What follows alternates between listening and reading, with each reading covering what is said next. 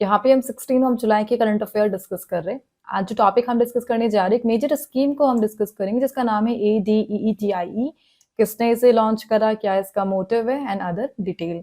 एक major bilateral exercise को हम डिस्कस करेंगे, that is Talisman Sabre, and recently India इसमें पार्टिसिपेट करने पहुंचा, उसके बारे में हम डिस्कस करेंगे। Major tribe in news that is Jarawa news में क्यों रही, उसके बारे में हम जानेंगे। वाइल्ड लाइफ सेंचुरी में पोंग डैम को हम डिस्कस करेंगे एंड अदर जो सेंचुरीज और नेशनल पार्क अभी न्यूज में थे उनका रिवीजन करेंगे।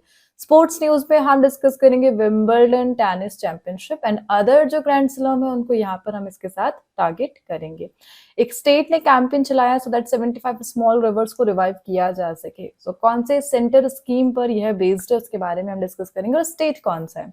एंड इसी के साथ बिहार में नवंबर में होने वाले लेजिस्लेटिव असेंबली की इलेक्शन, सो उन इलेक्शन से पहले जो जो प्रिपरेशन, जो जो चेंजेस लाए जा रहे हैं उसके बारे में हम डिस्कस करेंगे। रिसेंटली कॉमेट को डिस्कवर किया गया एक ऑब्जर्वेटरी ने, कौन सी ऑब्जर्वेटरी है, कौन सा टेलीस्कोप है, उसके बारे में हम डिस्कस करेंगे। और एटलस क्या है यहाँ पर, recent lake in news and Ayurveda की major update, and that is Shalya Tantra. इस पर एक मेजर कॉन्फ्रेंस हुई सो दैट इंडिया में जो आयुर्वेदा है उसे बूस्ट किया जा सके। Here we go with the first one. And the most important thing, जितने भी क्वेश्चन हम डेली बेसिस पे कवर करते हैं सब डेली 20 MCQ सीरीज का पार्ट है जो आपको जीके टुडे की एंड्रॉइड एप्लीकेशन पर मिल जाएंगे। मल्टीपल लैंग्वेज में it is available. Here we go with the first one. Who won the man single title at the 2025 Wimbledon Tennis Championship? So Wimbledon Tennis Championship 2025 में जो man single title है उसे किसने जीता है, and that personality is from Italy and that is Jannik Sinner. So Jannik Sinner ने recent जो addition हुआ है उसे जीता है and that is for Wimbledon tennis championship. इन्होंने डिफीट किसे किया है? सो 2024 का विंबलडन जिसने जीता था उन्हें डिफीट करा है जैनिक सिनर ने, and that is Carlos Alcaraz. So Carlos Alcaraz basically किस कंट्री से एसोसिएटेड है? स्पेन से एसोसिएटेड है, स्पेनिश टेनिस प्लेयर है, एंड कार्लोस अल्कराज को डिफीट करके जेनिक सिनर ने 2025 का विंबलडन टेनिस चैंपियनशिप जीत लिया है। ठीक है, इसी के साथ जो जेनिक सिनर है फर्स्ट इटालियन बन चुके हैं जिन्होंने मैन सिंगल टाइटल जीता है विंबलडन ग्रैंड स्लम में। ओवरऑल साल में 4 ग्रैंड स्लम होते हैं, उन्हीं में से एक है विंबलडन टेनिस चैंपियनशिप। इसे कब फाउंड किया गया था? 1877 में विंबलडन को फाउंड किया गया था। कहाँ पर इसे ऑर्गेनाइज किया जाता है? सो लंदन के एक specific place that is Wimbledon, और यहाँ पर भी all England lawn tennis and croquet club में विंबलडन को हर साल ऑर्गेनाइज किया जाता है जून और जुलाई के टाइम में। कुछ 2 वीक का यह इवेंट है जो अभी तक न्यूज में चल रहा था। इससे रिलेटेड एक मेजर क्वेश्चन ये है कि विंबलडन में किस सरफेस को यूज किया जाता है, and that is grass court. So एक ऐसा ग्रैंड स्लम जिसमें ग्रास कोर्ट को यूज किया जाता है, and that is only Wimbledon. Older है सबसे and most prestigious grand slam है Wimbledon tennis championship, major tennis tournament. इसके अलावा जो अदर ग्रैंड स्लम्स है जस्ट लाइक यूएस ओपन, इसे 1881 में फाउंड किया गया था। देन फ्रेंच ओपन, इसे 1891 में फाउंड किया गया था। देन ऑस्ट्रेलियन ओपन, इसे 1905 में फाउंड किया गया था। सो सबसे पुराना कौन सा है? विंबलडन, जिसे 1877 में फाउंड किया गया था। इन चारों ग्रैंड स्लम के जितने भी टाइटल हैं, मैन सिंगल के, विमेन सिंगल के, मिक्स डबल के, एंड जो डबल कैटेगरी है, सारे जितने भी विनर है उनका नाम काफी इंपॉर्टेंट है बिकॉज एग्जाम में ये क्वेश्चन डेफिनेटली पूछा जाता है ग्रैंड स्लम से रिलेटेड। यहाँ पे कुछ अदर क्वेश्चन हम डिस्कस करेंगे जो ग्रैंड स्लम से ही एसोसिएटेड है। So who was the first non British player to win the Wimbledon man single title? So पहले नॉन ब्रिटिश प्लेयर काफी इंपॉर्टेंट है, दैट इज नॉर्मन ब्रुक्स। 1907 में इन्होंने विंबलडन का टाइटल अचीव करा था और पहले नॉन ब्रिटिश प्लेयर थे यह, राइट। और बेसिकली ऑस्ट्रेलिया से ही यह एसोसिएटेड है। एंड इसी के साथ विंबलडन ने कब डिसाइड करा, टेनिस चैंपियनशिप ने, कि मैन एंड वुमेन को सेम प्राइज मनी डिस्ट्रीब्यूट की जाएगी, एंड दैट ईयर इज 2007 जब डिसाइड हुआ जेंडर इक्वालिटी वेज कैटेगरी में भी प्राइज मनी सेम डिस्ट्रीब्यूट होगी, राइट। होप ये क्वेश्चन आपको क्लियर है। चारों ग्रैंड स्लम्स आपको क्लियर है। एंड जो लास्ट एडिशन था 2024 उसे कार्लोस अल्कराज ने जीता था, और किसको डिफीट करके? नोवाक जोकोविक को डिफीट करके। एंड बेसिकली नोवाक जोकोविक यह किस कंट्री से एसोसिएटेड है? ये भी काफी इंपॉर्टेंट क्वेश्चन है, and that is Serbia. Serbia के यह प्लेयर है। मूविंग ऑन, यहाँ पे हम डिस्कस करेंगे कुछ अदर ग्रैंड स्लम से ही related current affairs, and they are so who has won 2025 Paris freestyle chess grand slam title? So basically इसे मैग्नस कार्लसन ने जीता था 2025 Paris freestyle chess grand slam it's. Moving on, यहाँ पे हम discuss कर रहे, so basically हम यहाँ पे डिस्कस कर रहे the Maputo protocol. Very very important question it is. The Maputo protocol was adopted by which organisation? So इसे अडॉप्ट करा है अफ्रीकन यूनियन ने। Option number B is the answer. कब अडॉप्ट करा था? 2003 में। सो बेसिकली इस प्रोटोकॉल का मेन ऑब्जेक्टिव क्या है? जो अफ्रीका कॉन्टिनेंट है वहां पर वुमेन्स के राइट्स को प्रोटेक्ट करने के लिए इस प्रोटोकॉल को अडॉप्ट किया गया। ओवरऑल ये जो प्रोटोकॉल है ये जेंडर इक्वालिटी पर काम करता है। एंड रिसेंटली 11 जुलाई को इस प्रोटोकॉल ने अपनी 22nd एनिवर्सरी को सेलिब्रेट करा, एंड दैट्स व्हाई यह न्यूज में चल रहा है। सो इस क्वेश्चन के साथ हम अदर थिंग्स यहाँ पे डिस्कस करेंगे, and that is African union. काफी इंपॉर्टेंट ऑर्गेनाइजेशन है। लास्ट हमने अफ्रीका की एक अदर ऑर्गेनाइजेशन को डिस्कस करा था जिसका नाम था इकोवास। याद है आपको? इसके पॉइंट्स आपको पता है तो प्लीज कमेंट बॉक्स में मेंशन कर दीजिए इसका फुल फॉर्म क्या है, इसके मेंबर कंट्रीज क्या है। एंड नाउ आज हम डिस्कस कर रहे अफ्रीका का एक अदर ऑर्गेनाइजेशन जो जिसके सारे मेंबर अफ्रीका के कंट्रीज हैं, and that is the African Union, जिसने अडॉप्ट कर रहा हुआ है the Maputo protocol. So African Union को कब फॉर्म किया गया? 2002 में अफ्रीकन यूनियन को बनाया गया था, और उसके जस्ट नेक्स्ट ईयर में इन्होंने मापुटू प्रोटोकॉल को लॉन्च करा। सो बेसिकली अफ्रीकन यूनियन ने भी एक ऑलरेडी एग्जिस्टेड ऑर्गेनाइजेशन को रिप्लेस किया था, and that is OAU, the organisation of African unity. So OAU यहाँ पर एग्जिस्ट करता था। इसे सन 25 में 1963 को बनाया गया था। देन 2002 में OAU को रिप्लेस करके अफ्रीकन यूनियन को बनाया जाता है। यहाँ पे कुछ मेजर समिट को हम डिस्कस करेंगे जो अफ्रीकन यूनियन से एसोसिएटेड है। The first one, Lome summit. So आपसे पूछा जाए कि लोम समिट ये किससे एसोसिएटेड है, then you have to answer African union से ये एसोसिएटेड है। बेसिकली जो AU है उसके जितने भी गाइडलाइंस है, रूल्स एंड रेगुलेशन है, चार्टर एक्ट है, वो इस समिट में अडॉप्ट किए गए। The second one is Lusaka summit.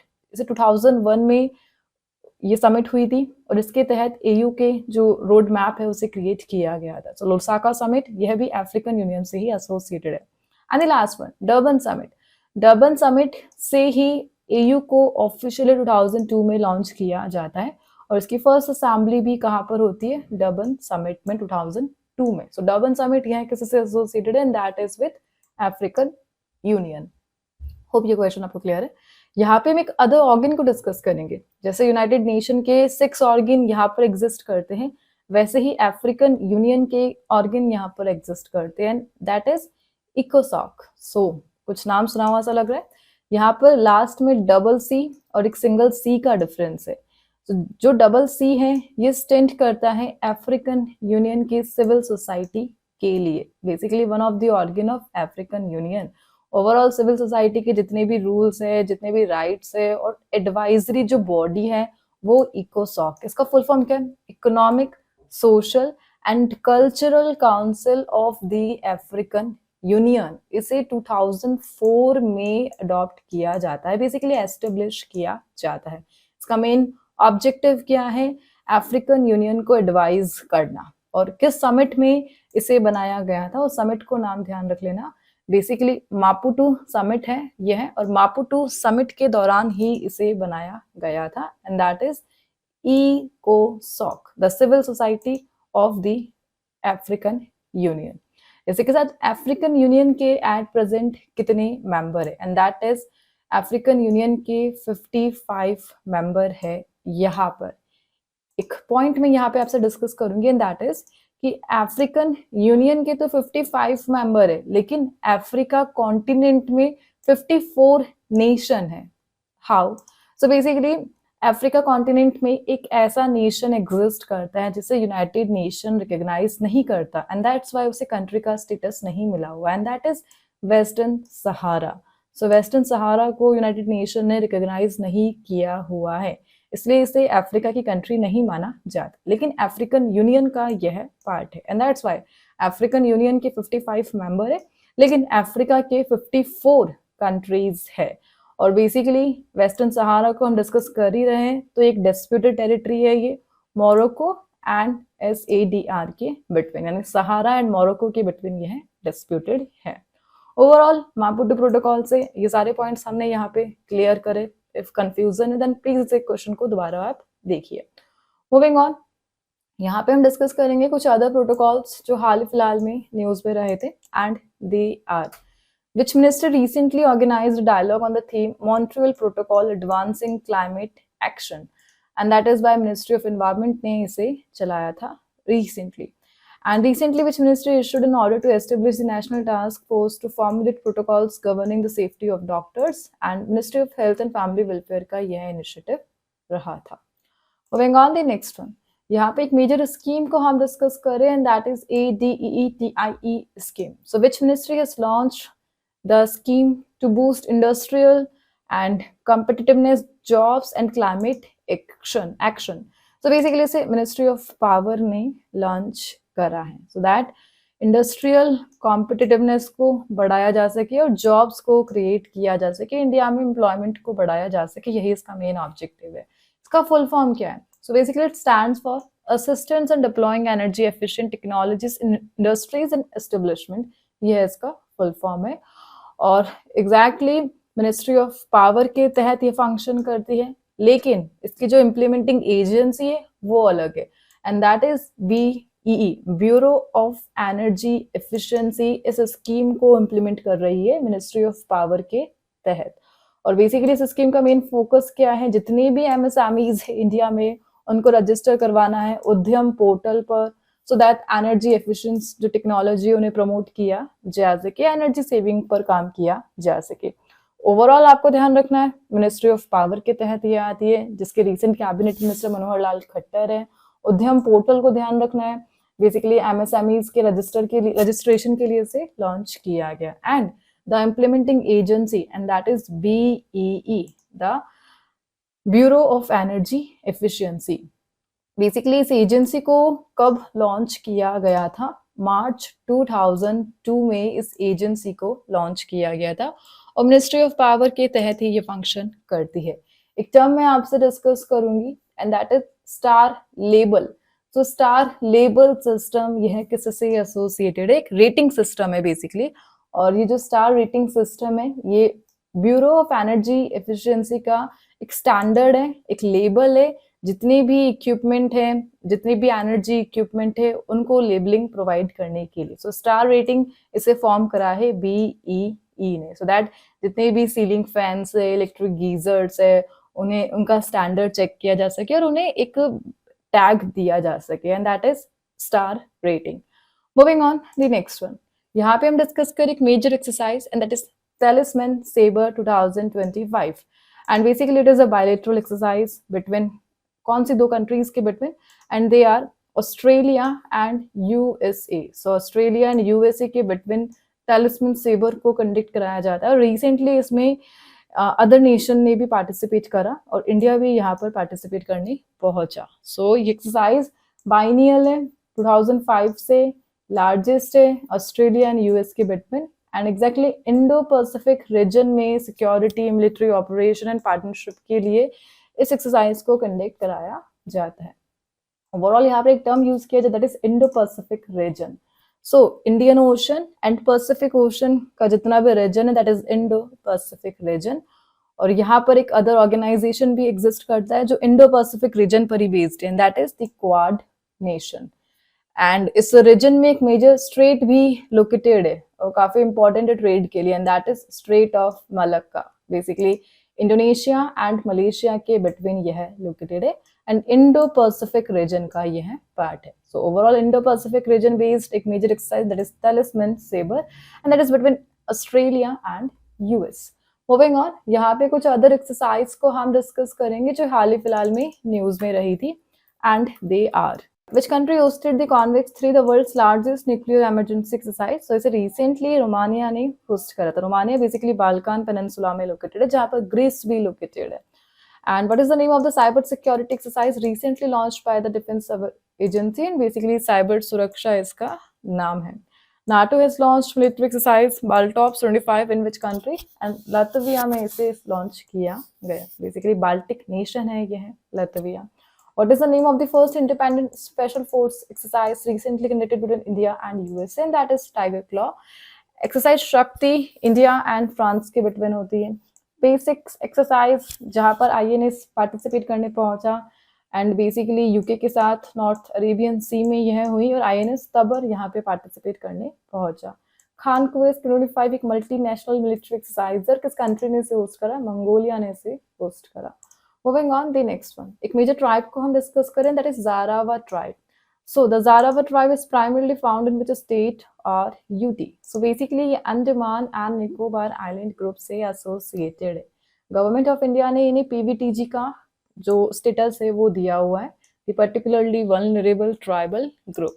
Recently ये न्यूज में रही बिकॉज गणना के लिए गवर्नमेंट ऑफ इंडिया के साथ यह कोऑपरेट कर रही है the Jarawa tribe, because government of India ने यहाँ पर काफी सारी वेलफेयर स्कीम्स चला रखी है, एंड दैट्स व्हाई यह न्यूज में रही।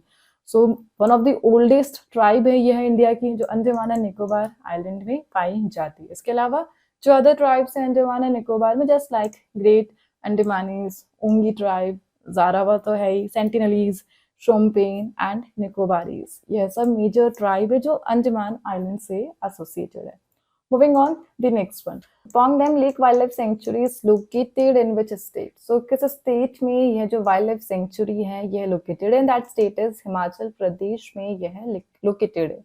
हिमाचल प्रदेश के भी कांगड़ा डिस्ट्रिक्ट में यह लोकेटेड है। रिवर पूछे जाए किस रिवर पर है और कौन से डैम पर ये बनी हुई है, बेसिकली कौन सा डैम इससे एसोसिएटेड है, and that is Pong dam, और बेस रिवर पर यह सिचुएटेड है और शिवालिक हिल्स से सराउंडेड है। सो बेसिकली अभी न्यूज में बिकॉज 100 ऑफ बफेलोज जो रेस्ट्रिक्टेड एरिया है Pong dam lake wild life sanctuary का, वहां पर विदाउट परमिशन ग्रेजिंग करती हुई पाई गई, एंड दैट्स व्हाई यह न्यूज में रहा। ओवरऑल इस साइट को रामसर साइट का डिजिग्नेशन मिला था 2002 में for its ecological significance, and recently just because of illegal grazing और यह न्यूज में चल रही है। And basically Pong dam lake wild life sanctuary को Maharana Pratap Sagar wild life sanctuary के नाम से भी जाना जाता है। सो ध्यान रख लेना, काफी इंपॉर्टेंट क्वेश्चन हो चुका है ये। मूविंग ऑन, यहाँ पे जो अदर वाइल्ड लाइफ सेंचुरीज है जो हाल ही फिलहाल में न्यूज में चल रही थी उनका हम रिवीजन करेंगे, and they are so Bukkapatna Chinkara wildlife sanctuary ये कहाँ पर लोकेटेड है? दैट इज कर्नाटका में लोकेटेड है the Bukkapatna Chinkara wildlife sanctuary. Male Mahadeshwara wildlife sanctuary किस स्टेट में लोकेटेड है? कर्नाटका में लोकेटेड है। इंडिया का फर्स्ट बटरफ्लाई सेंचुरी किस स्टेट में बनने जा रहा है? That is Kerala. Kappatagudda wildlife sanctuary ये कहाँ पर है, किस स्टेट में? कर्नाटका में। And Katarni Ghat wild life sanctuary ये कहाँ पर है? उत्तर प्रदेश में है। The next is Sharavathi lion tailed macaque wildlife sanctuary is located in which state? And that state is Karnataka. Idukki wildlife sanctuary किस स्टेट में? केरला में यह लोकेटेड है। Moving on the next one, which state government has launched a campaign to revive 75 small rivers and tributaries in July 2025? So state ने recently 75 small rivers and उसके tributaries को revive करने के लिए एक major campaign launch करा है, and that is by Uttar Pradesh. So small rivers and tributaries के लिए major campaign, and that is by Yogi Adityanath जो कि CM है उत्तर प्रदेश के। So basically इनका ये जो campaigन है central government की scheme पर based है, and that scheme is mission Amrit Sarovar. तो मिशन अमृत सरोवर का मेन ऑब्जेक्टिव यही है कि इंडिया के हर एक डिस्ट्रिक्ट में 75 जो अमृत सरोवर है, पॉन्ड है, रिवर है, उन्हें रिजुविनेट करना है, उनका कंस्ट्रक्शन दोबारा करवाना है, and that is mission Amrit Sarovar. So mission Amrit सरोवर से इंस्पायर्ड कैंपेन है ये जो कि उत्तर प्रदेश ने लॉन्च करा है। ओवरऑल मिशन अमृत सरोवर इसे कब लॉन्च किया गया था? अप्रैल 2022 में इसे लॉन्च किया गया था, और इसके तहत total 75 river pond in each district, और इस प्रकार टोटल 50,000 जो रिजुविनेशन है लेक्स का, रिवर्स का, स्मॉल सरोवर्स का यह टारगेट है मिशन अमृत सरोवर का। एक मोस्ट इंपॉर्टेंट क्वेश्चन है mission Amrit Sarovar and that is who is the technical partner of the mission Amrit Sarovar. तो ये इनका नाम ध्यान रख लेना, that is Bhaskaracharya national institute for space application and geoinformatics, that is the technical partner of mission Amrit Sarovar. Moving on, the next one. According to Section 19 of the Representation of the People Act, who is eligible to be enrolled in the electoral roll of the constituency? The next one.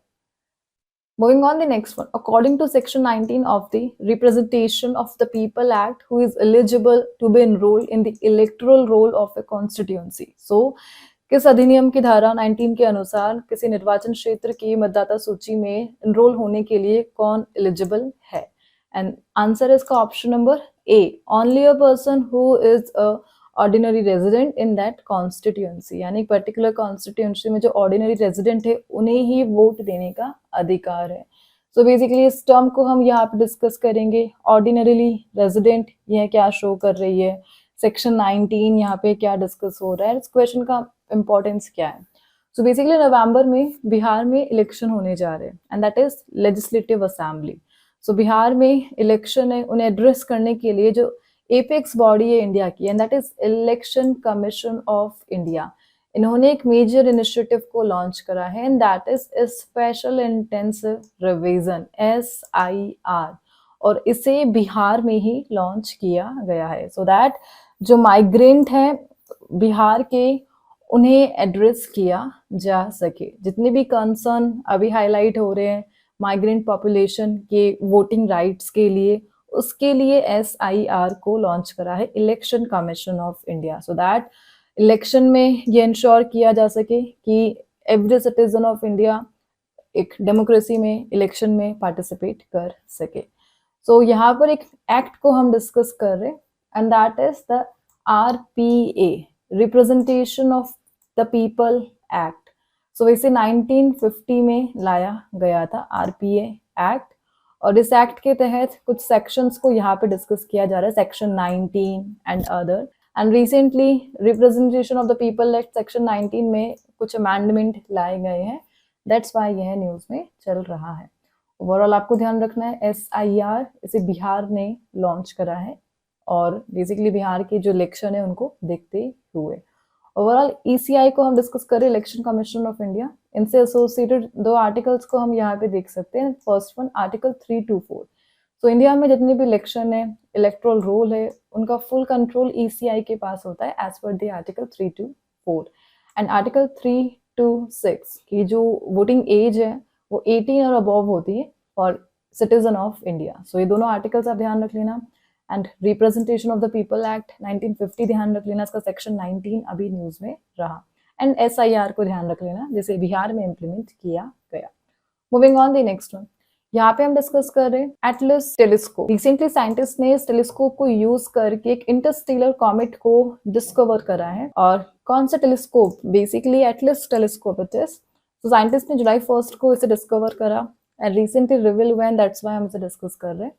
तो इस comet को काफी time से track किया जा रहा है since June 14, 2025 and ऐसा बिलीव है सम 3 बिलियन ईयर यह ओल्ड है और सोलर सिस्टम को टारगेट कर रहा है दिस कॉमेट। एंड इसे इंटरस्टेलर कॉमेट कैटेगरी में क्लासिफाई किया गया है। इसकी जो ऑर्बिट है वो हाइपरबोलिक है, स्पीड है ट्रैवल 57 से 68 किलोमीटर पर सेकेंड है यह, और मिल्की वे से ये ओरिजिनेट हुई है। ओवरऑल एटलस टेलीस्कोप की हेल्प से इंटरस्टेलर कॉमेट 3I एटलस को रिसेंटली डिस्कवर किया गया। सो बेसिकली यहाँ पर हम एक टेलीस्कोप को डिस्कस कर रहे हैं, that is Atlas asteroid terrestrial impact last alert system it is. इसे किसने डेवलप करा है? यूनिवर्सिटी ऑफ हवाई ने इसे डेवलप करा है। फंड कहाँ से आया है? नासा ने फंड दिया है। पर्पस क्या है? जो एस्ट्रॉइड इम्पैक्ट है जो अर्थ पर हो सकते हैं उसके लिए अर्ली वार्निंग सिस्टम है यह, राइट। और बेसिकली नासा के इस फंड से लगभग 4 टेलीस्कोप को एटलस के तहत लगाया गया है। कौन कौन से? वो 4 टेलीस्कोप की लोकेशन और ध्यान रख लेना। द फर्स्ट वन हवाई में है जिसका नाम है हेलेकेला मौना लोआ, ठीक है, हवाई में the first telescope of Atlas. Second south Africa में लगाया गया जिसका नाम है सदरलैंड ऑब्जर्वेटरी। थर्ड वन चिले में लगा हुआ है Alsace observatory. And the last Spain में है जिसका नाम है टीड ऑब्जर्वेटरी। सो ये चारों जो टेलीस्कोप है ये एटलस के पार्ट है और एटलस बेसिकली यूनिवर्सिटी ऑफ हवाई ने चला रखा है सो दैट एस्ट्रॉइड इम्पैक्ट के लिए अर्ली वार्निंग सिस्टम को बनाया जा सके। Moving on the next one, the last one. Bhadrakali Lake, it was recently seen in news किसी state में यह located and that state is Telangana में यह located है। So recently जो environmentalist है, activist है, organization है, वो तेलंगाना की government से request कर रही है कि please आप लोग जो भद्रकाली लेक है उसके renew पर और उसके commercialization पर काम करें। और ओवरऑल ये आर्टिफिशियल लेक है, वारंगल डिस्ट्रिक्ट में लोकेटेड है, सम 2 किलोमीटर लॉन्ग है, 12th सेंचुरी में इसे बनाया गया था, गणपति देवा ने बनाया था जो कि काकतीय डायनेस्टी से एसोसिएटेड है। ओवरऑल आर्टिफिशियल लेक है यह और ड्रिंकिंग वाटर सोर्स की तरह ये काम करती है जो कि मानेरू डैम से एसोसिएटेड है। सो मानेरू डैम यह भी तेलंगाना में लोकेटेड है। ओवरऑल जो भद्रकाली लेक है इसके डेवलपमेंट पर, यहाँ पर न्यू आइलैंड डेवलपमेंट पर गवर्नमेंट ऑफ इंडिया कंसिडर करे एंड दैट्स वाई यहाँ पर मेजर रिक्वेस्ट की जा रही है तेलंगाना से एंड दैट्स वाई यह न्यूज में रहा। सो आज के सेशन को हम यहाँ पे एंड करते। Hope you have found it useful and productive. And आज के जो क्विज के क्वेश्चंस हैं आप लोगों के लिए, so the last one is lake. So lake से एसोसिएटेड क्वेश्चंस ही आपको आंसर करने हैं कमेंट बॉक्स में। एंड हम मिलते हैं नेक्स्ट सेशन के साथ। For more information you can check the description box just below the video, वहाँ पर आपको कंप्लीट इन्फॉर्मेशन मिल जाएगी। एंड जितना भी स्टैटिक पार्ट है वो रेगुलर मैं टेलीग्राम ग्रुप पे अपडेट करती हूँ, आप उसे ज्वाइन कर सकते हैं। सो हम मिलते हैं नेक्स्ट सेशन के साथ। Till then please to revision and take care and thank you for watching. Wrapping up.